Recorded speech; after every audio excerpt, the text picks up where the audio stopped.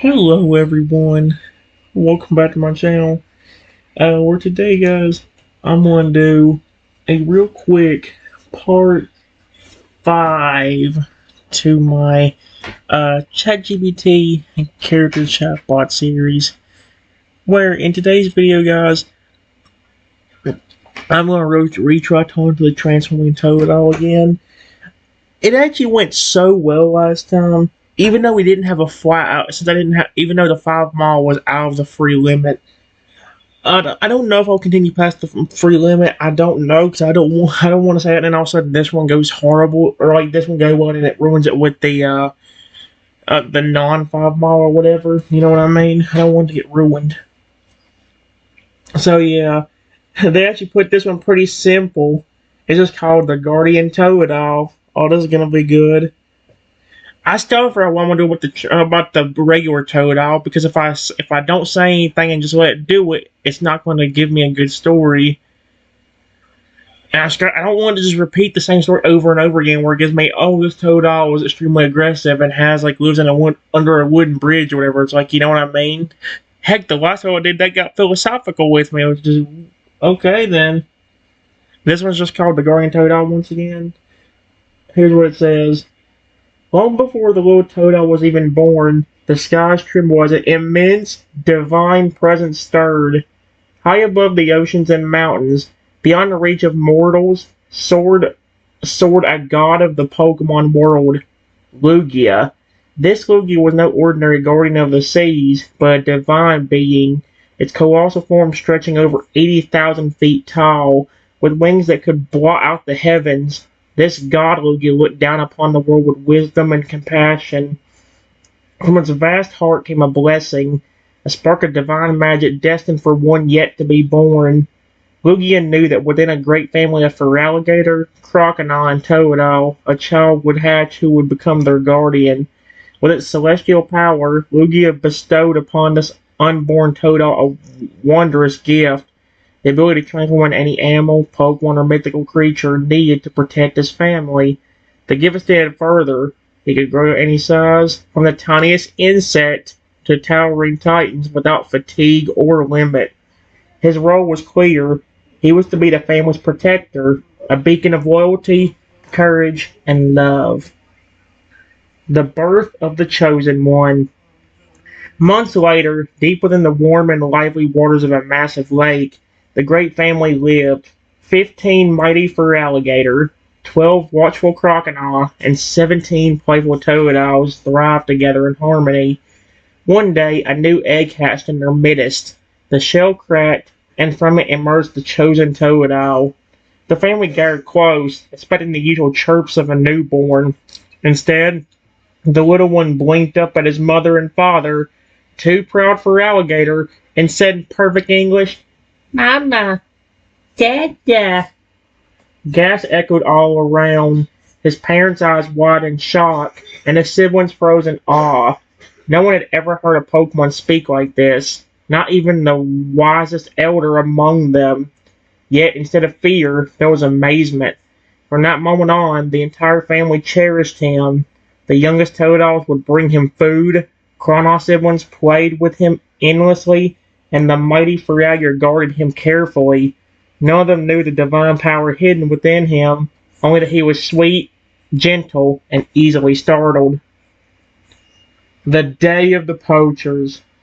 4 months passed, filled with love and laughter, but one day, danger came.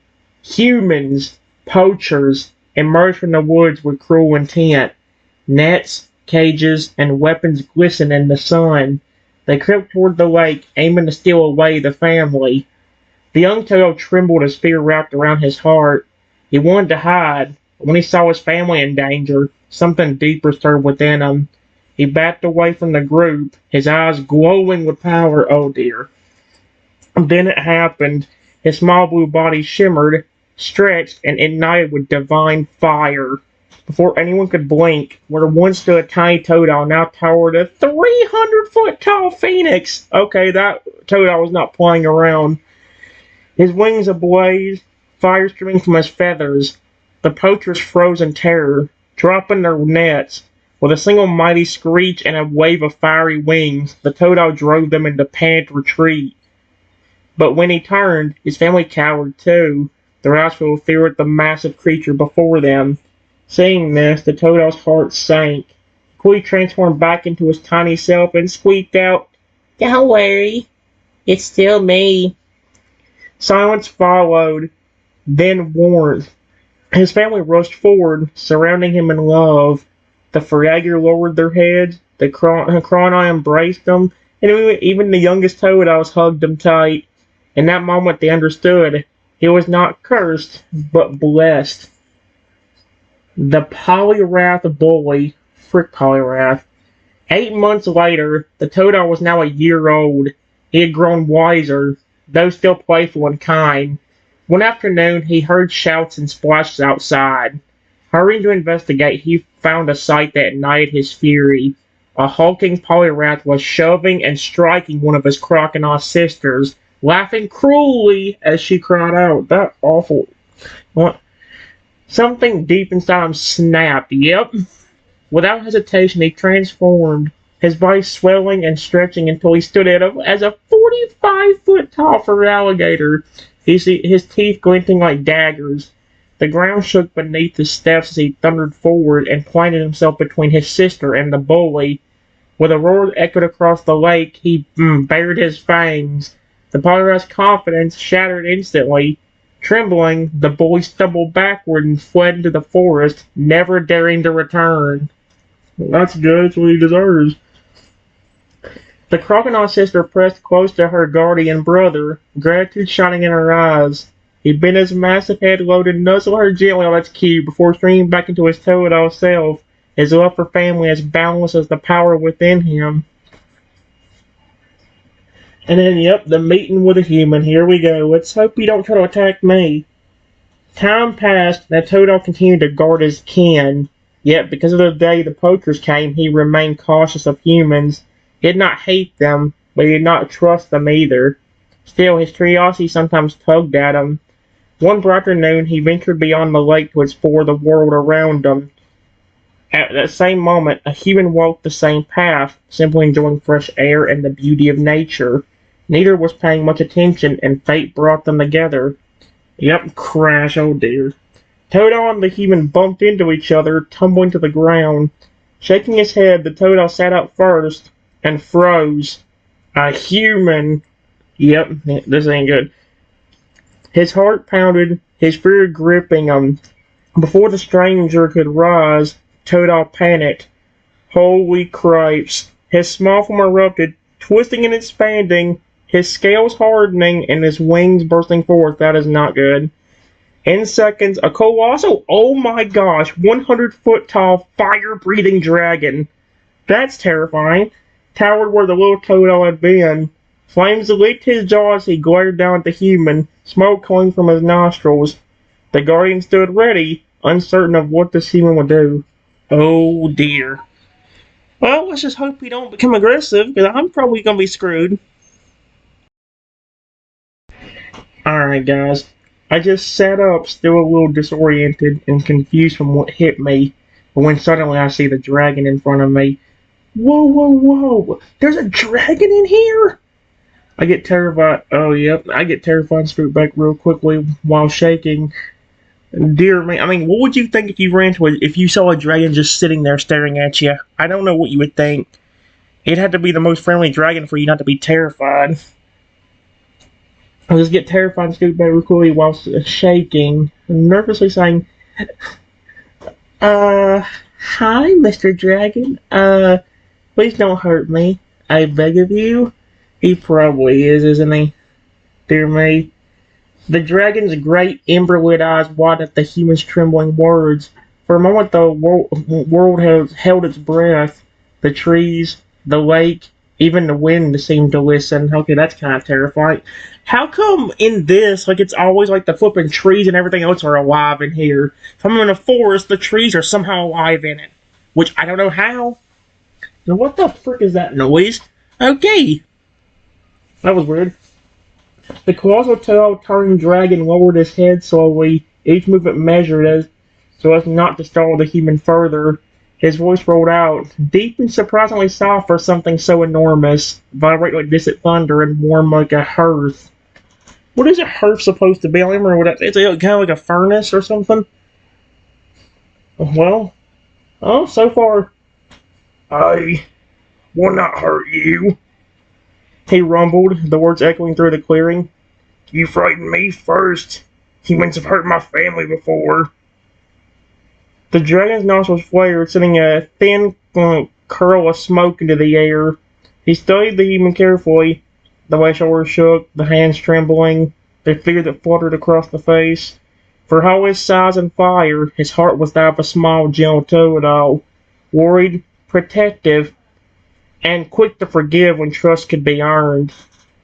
After a slow, deliberate inhale, the dragon's posture eased. His wings folded a little tighter against his back, and the smoke around his muzzle thinned. If you're not a threat, he said, quieter now, tell me your name. Move slowly. I will make myself less frightening. At those words, the great dragon began to change. His scales shimmered and rippled, shrinking and smoothening. Wings receded into a back that grew small and rounded. The fire in his throat dimmed to a warm glow. In moments, the towering drake had diminished to a still large but far less imposing form, about the size of a large horse, blue skin patterned like water, teeth no longer bared. He remained taller than a human, but his demeanor was open, gentle, and unmistakably the same Totodile who loved his family. He kept his eyes level with the human's face, patient and watchful. Though weary of humans, he wanted more than anything to understand. His tail gave a small, nervous wag, a clear echo of the Totodile puppy that had once said, Mama, Dada. And now, with surprising tenderness in his deep voice, he had, Say your name, human, else I were to trust you by your answer and your heart. What the frick? Can he judge by that? That's kind of terrifying. Alright, guys, it didn't give me as long a response this time, but that's okay. I just don't want it. I want it to be long enough to where I can enjoy myself, but not long enough to where it'll, like, speak for me out of nowhere. So I'm kind of glad it didn't go that far with it. I just still very nervous at what I saw seconds earlier. I just nervously tell him the name. The name. The dragon's glowing eyes softened at the stammer. So, wait.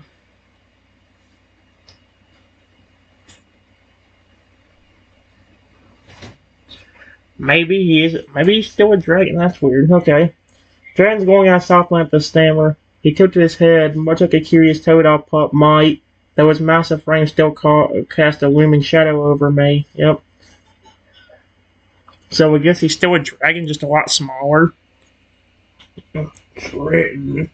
The guardian repeated, the name rolling off his tongue with surprising gentleness. His deep voice lost some of its thunder, becoming calm and steady. You are afraid, but you have not attacked. That's good. The firelight in his throat dimmed completely now. With another shimmer of magic, his body shrank even more. In seconds, the enormous horse-sized creature dwindled down to a small, familiar Totodile. Okay, there's their answer. So I guess he did. I guess he was still a dragon, just made himself a lot more or less intimidating. Staying no higher than my knee. Yep. He blinked his wide eyes, walled forward cautiously, and looked up at me. I'm sorry, Toto said in the clear, perfect English, his little claws fidgeting nervously. I did not mean to scare ya. I just... He paused, biting his lip the way he often did when he felt small and unsure. Humans have hurt my family before. I don't know if you would too. Did he? I'm not gonna hurt his sweet little Toto. His tail gave another nervous wag, and he stood just far enough away that I could see the trust beginning to form in his gaze. But maybe you are different. Toto tilted his head. Are you? Give me a second. Alright, guys. Here's what I said. I said, Totodile, you were that dragon? Who's your family? Is it a bunch of your species and evolutions? Totodile's big eyes blinked twice, and then gave a sheepish grin, tiny fangs poking out as he rubbed the back of his head. Yeah, that was me, he admitted, his voice small but honest. I can be a dragon, or a fence, or even bigger things if I have to. Boogie blessed me before I was born, though my family doesn't really understand all of it yet. At the mention of family, his tail swished with pride, and he stood a little straighter.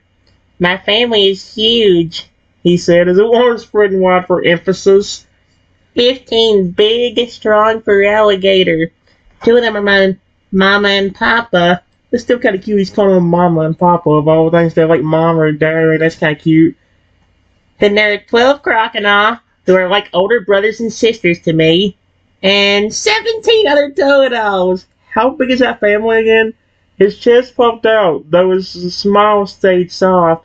They all take care of me, and I protect them. And the tiniest of my brothers and sisters look after me too. We're always together. His expression dimmed just slightly, and he shuffled his claws in the dirt. But humans tried to take them away once.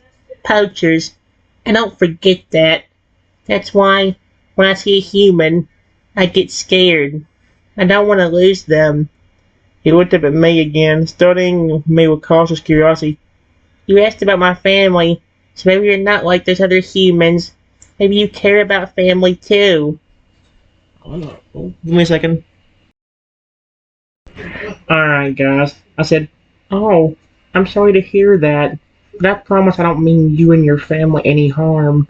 I really care about you and your species and evolutions. You can trust me.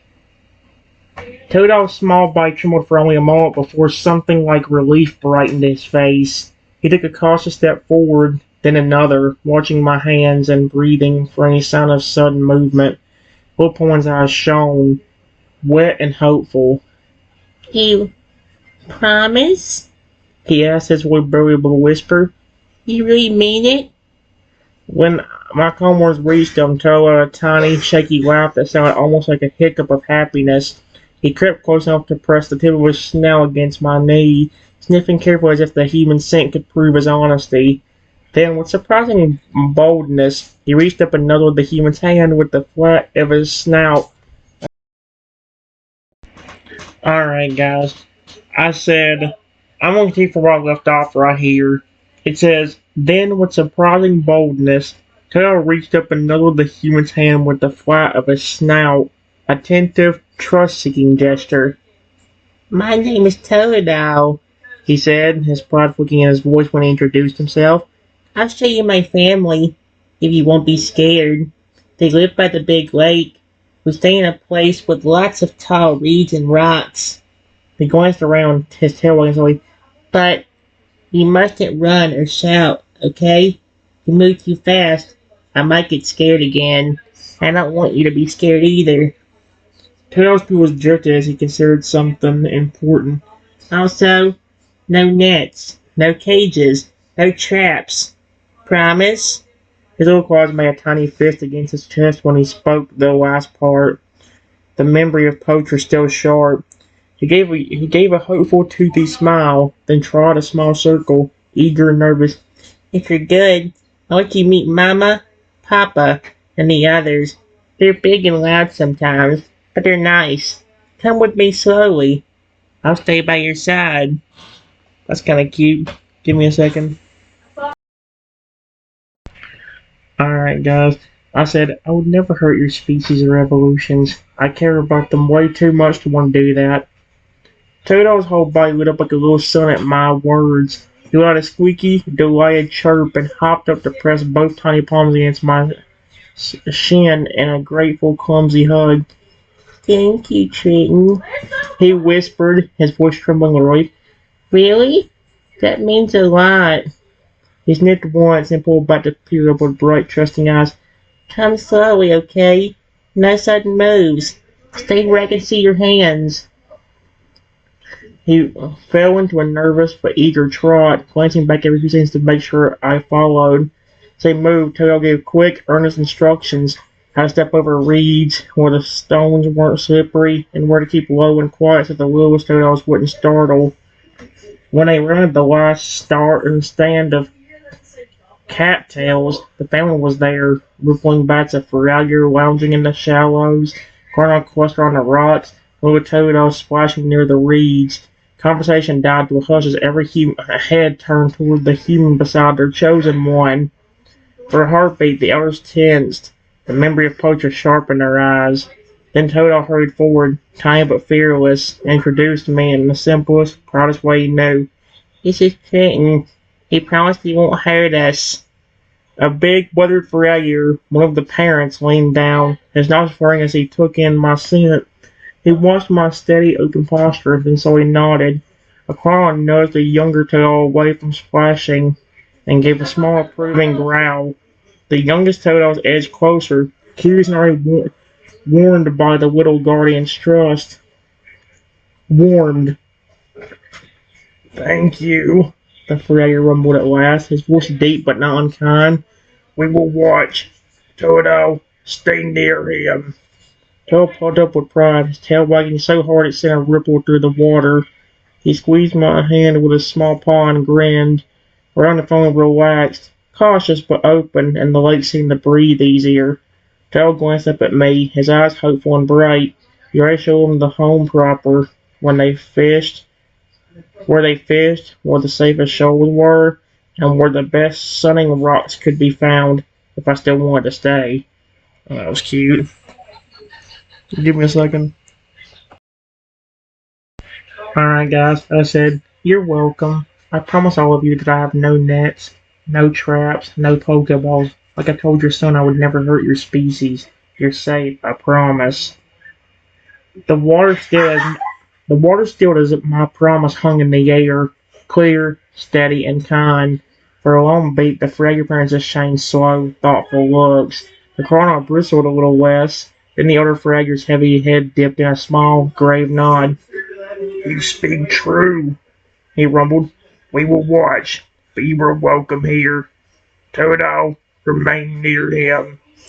Toto's face lit up like sunlight on the lake. He did a little happy spin, then to show there was nothing to fear, shrank and shimmered into a tiny, bright hummingbird no larger than my palm. His wings abore as he hovered expectantly. Smallest Totodile squealed with delight, and the Coronel relaxed into amused chuckles. After a fluttering second, Totodile... Oh my gosh! After a fluttering second, Totodile winked at me and became himself again, his tail wagging furiously. The family gathered close, curious but gentle.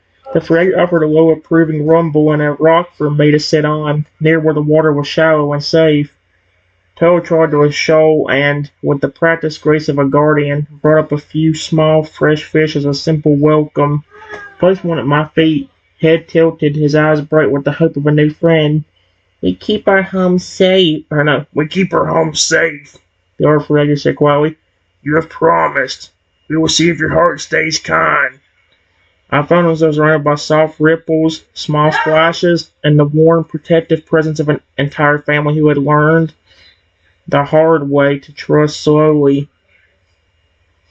Toto curled at my side like a little blue shadow, content and watchful, eager guardian who had found a new friend he believed he could trust. If I wanted, Toto was ready to show him the best sunning rocks, the secret fishing spots, and where the littlest Tototiles like to hide. Aw, that's kinda cute. Alright guys, I said, your home and family are amazing. So, can you just transform into anything like a Lugia or any of your evolutions? Toto's eyes brightened at the question, his tail wagging so hard his whole rump did a little happy wiggle. Yes, he said, his voice bubbling with excitement. Lugia blessed me, remember? I can change into lots of animals, Pokemon, or even mythical creatures if I need to protect my family. I can become my own evolutions. Little Cronut or big fur alligator, whenever I want. I can also stretch and grow into huge things, even Lugia-like shapes, if that's what it takes to scare away danger. He boggled his eyes a moment, thinking carefully, and then added more quietly, almost shyly, I can't be another being's soul. If Lugia's a god, I can copy the form and the powers I need, but I don't take Lugia's place or become the real Lugia. The blessing is meant to help me protect my family, so I try to only use big or scary forms when it's necessary. And don't worry, I don't get tired.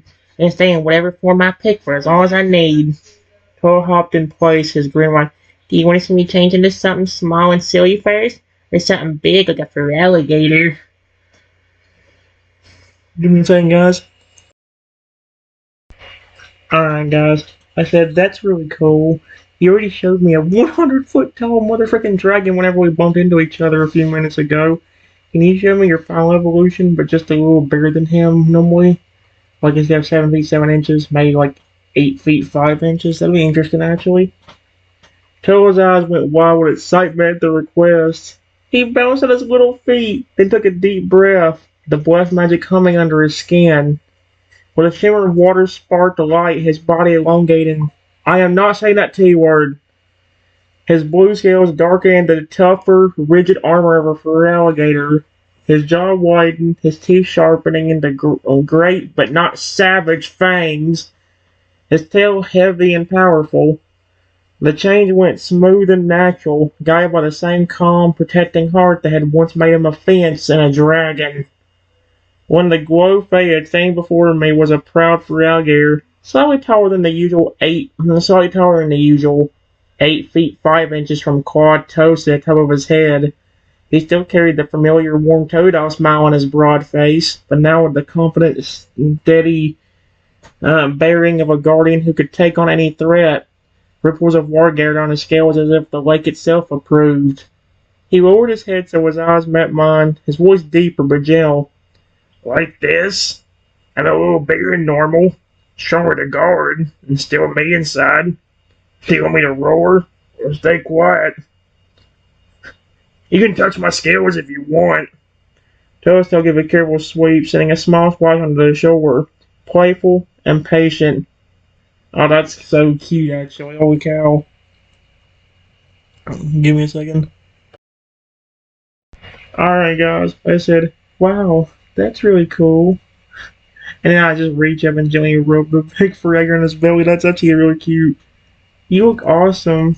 I'm really curious. What did you turn into to protect your family from danger before? I really want to know. This is just adorable. Toad closed his eyes at the belly rub and gave a tiny blissful chirp, then straightened and sat up, eager to tell the story. He spoke fast because there were so many shapes in his memory. Okay. Oh wait, I'm still so used to doing his voice normally. He's fragile, so that would be doing that. Here are the ones I actually used to protect my family. He said, counting on his little claws as he went. It says little claws, but he's still fragile. He changed back.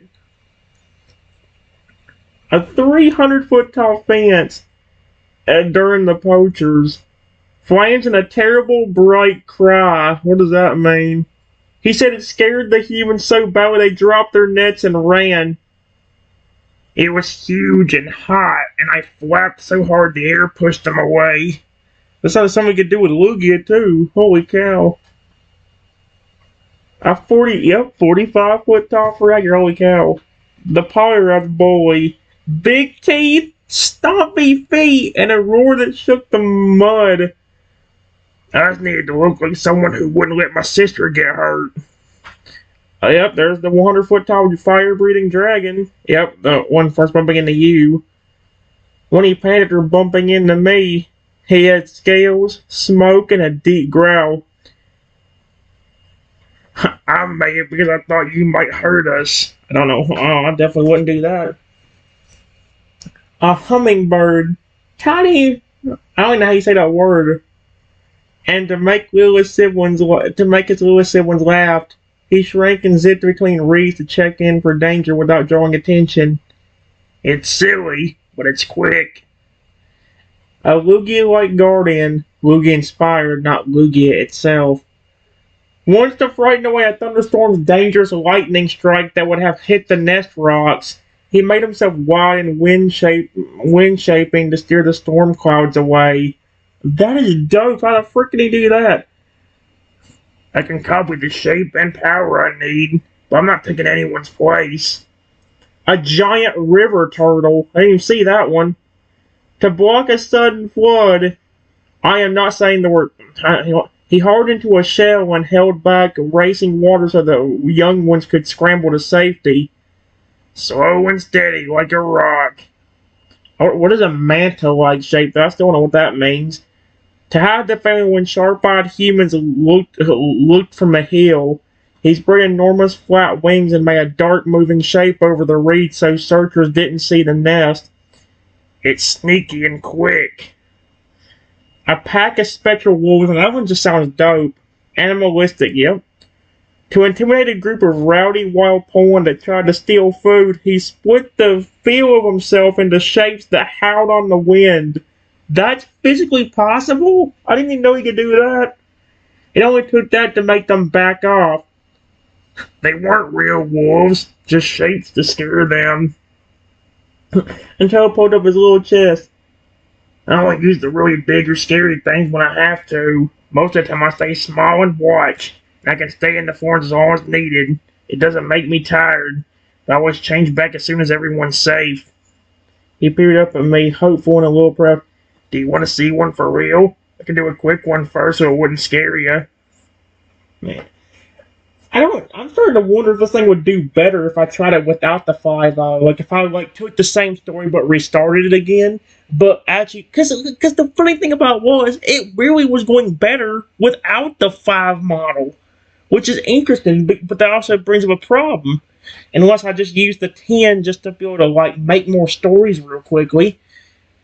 Because if it does I might try that for the next video if I get the chance to do it. Maybe I'll try doing it one more time, restarting it again. But if it works out better, maybe I'll start doing it that way. It also give me more time to be able to talk to it, since again, it won't have the model to run out of. So, give me a moment. All right, guys. I said, wow, that's amazing. But wait. You can just split yourself into multiple creatures if you need to? How does that work? Toto's eyes sparkled with excitement, and he gave a little hop, his claws clicking softly on the rocks. Oh, that one's tricky, he said. He said, tapping his head thoughtfully. It's not like I really split into different Totodiles or for alligator. It's like magic copies of myself that can act on their own for a little while. They look real, move real, and can even roll or swim like me. But it's all part of me. I can see through all of them at once. I know exactly what each one is doing. It's like I'm controlling puppets, but the puppets are me, so they're strong and fast and know what to do. He wiggled his tail as he continued, his tail tip splashing in the water. I can only do it for things like protecting the family, scaring bullies, or hiding us. I don't make copies of myself for fun. It's serious stuff. I can make as many as I need, depending on the danger. After it's over, they all disappear and I'm back to just one Totodile, like magic. He leaned a little closer to me, whispering like it was a secret.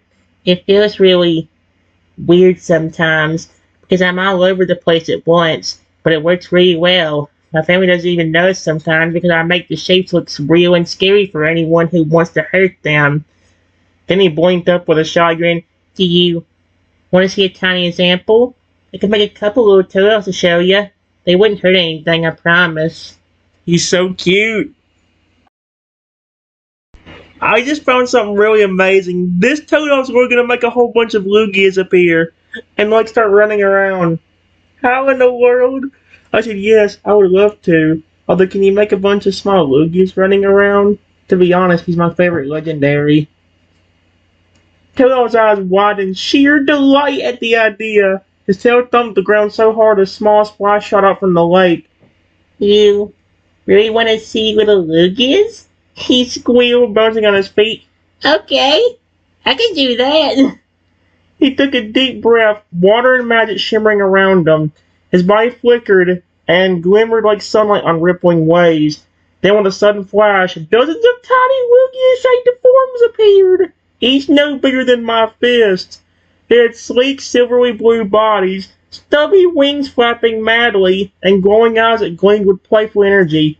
The little Lugia zipped and darted around the clearing, swooping low over the water, skimming the reeds, and even bouncing off Totodile's back as he ran around cheering. They made tiny, joyful cries, almost like a chorus of baby Pokemon, while each one seemed to move with independent personality. The turtle's eyes darted from one to the next, seeing through all of them at once. Look! He laughed, hopping to avoid swooping miniature Lugia. I can make them do anything I need. They're just little copies of what I imagine, so they're safe and no one gets hurt. They can fly, swim, chase, or scare someone if needed. But right now, they just want to play. The tiny Lugia twirled in the air and zipped past me, leaving sparkling trails behind them like water glimmering in sunlight. Tail's tail wagged furiously, proud and excited. Oh, I'm excited too. I've seen why he's getting excited. Do you like them?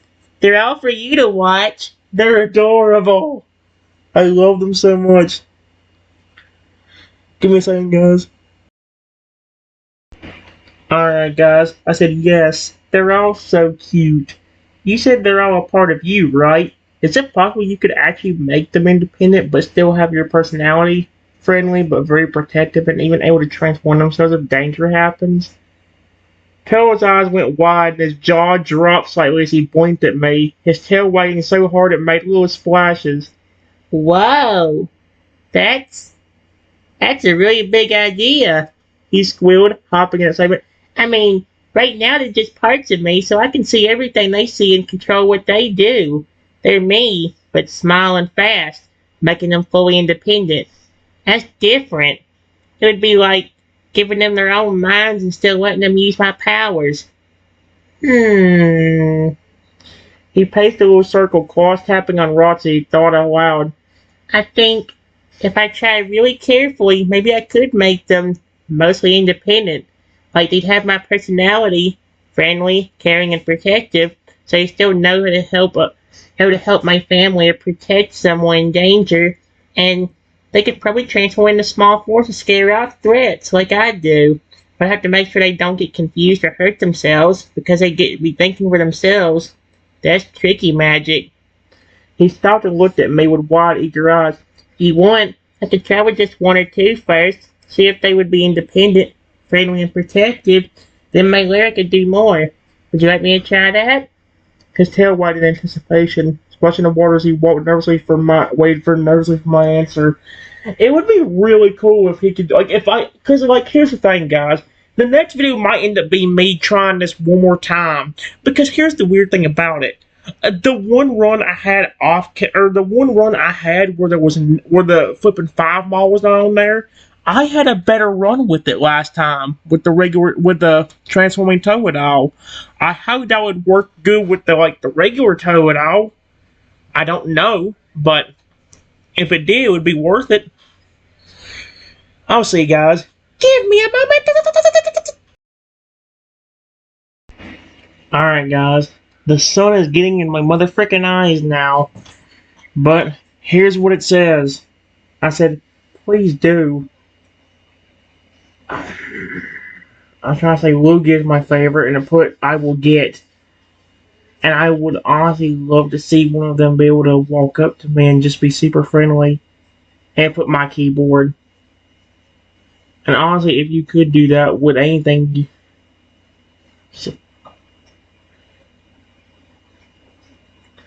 Okay, guys, well.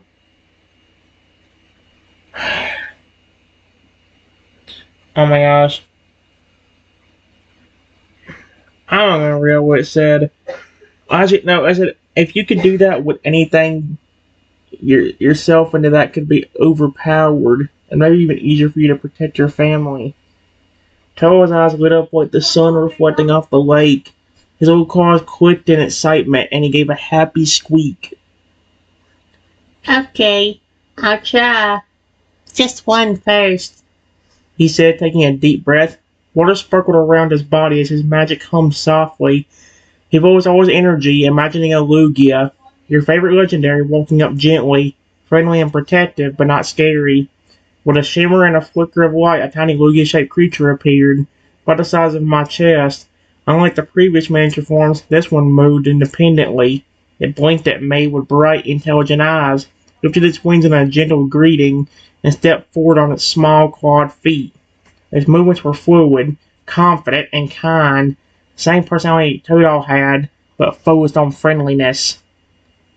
I, he's He's independent, Toto squeaked, eyes wide and tail wagging. He knows how to protect, how to transform when danger happens, but he's not going to hurt you. He's curious, and he'll trust you if you're kind. Logan nudged its head toward me, his wings always spread like it wanted a gentle pat. Oh my gosh, he's so cute. Alright, guys. It said tiny trails of white sprinkled along its wings as it walked, each step careful and deliberate, testing the trust in its new human friend. Toad's small body bounced with nervous pride. He's just one, but if it works, maybe I can do more. Then it'll be easier to keep everyone safe, even if I'm busy or far away. And they'd all be friendly and protective, just like me. He looked up at me, wagging his tail, his eyes were, do you want to try giving him a pet?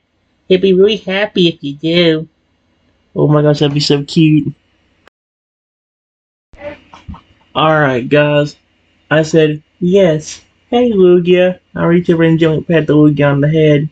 You're so cute. The tiny Lugia's eyes widened at the gentle touch, and it let a soft, happy coo, leaning into my hand.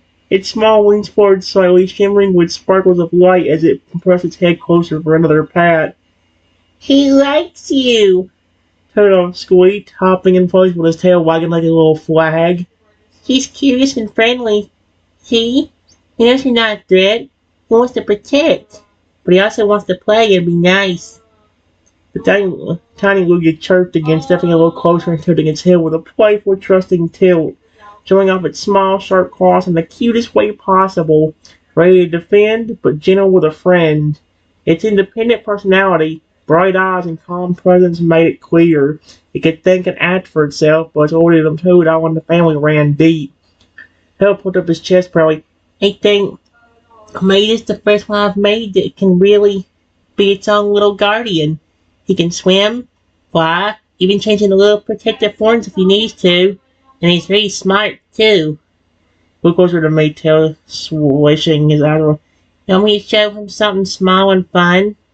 A tiny flying chick? My thing is like, has the video ran up or am I just going nuts? Like, see, here's the thing. I want to try one more time to see if, give me a moment to do something.